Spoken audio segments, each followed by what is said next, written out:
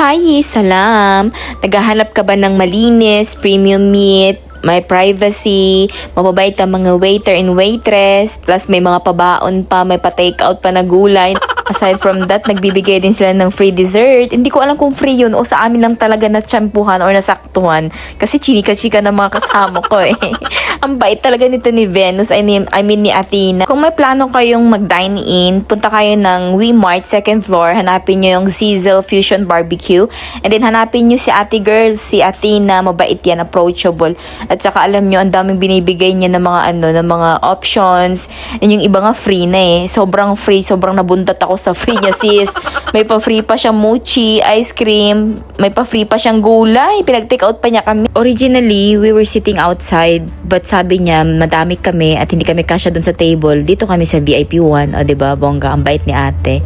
Ang premium na meat, no, namumula. Halata naman eh. Actually, 268 lang ang binayaran namin dyan. Good for 5 persons na. Magkano lang yun? Nasa 50 plus lang ang binayaran ng bawat isa. Unlimited yung rice, unlimited yung side dish, but unfortunately, yung meat hindi unlimited. Okay? Take down notes, hindi unlimited ng meat. Pero, since mabait si ate girl, binigyan niya pa rin kami ng one order. Busog na nga ako niyan kasi nakakabusog yung mga side dish.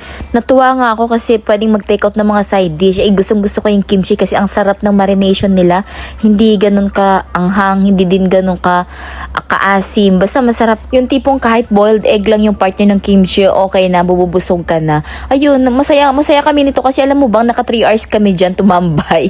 At walang sumisita sa amin kasi wala naman masyadong tao. At saka tago naman kami, nasa room kami.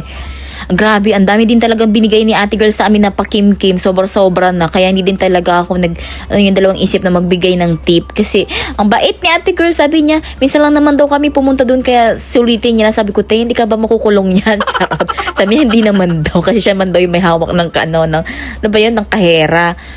Ano tawag doon? Basta siya yung cashier, ganon. Siya yung parang nagpa-punch-punch yung ganon. Ang Sizzle Barbecue Fusion Restaurant ay open sila until madaling araw since Ramadan nga. Hindi ko lang sure kung 2 AM o 4 AM, basta madaling araw. Nakalimutan ko na, alam nyo na tumatanda ng inyong lingkod.